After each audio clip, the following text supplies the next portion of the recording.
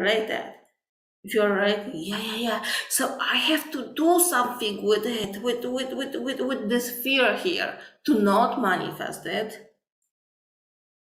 That's the moment you are really starting manifesting it. Why?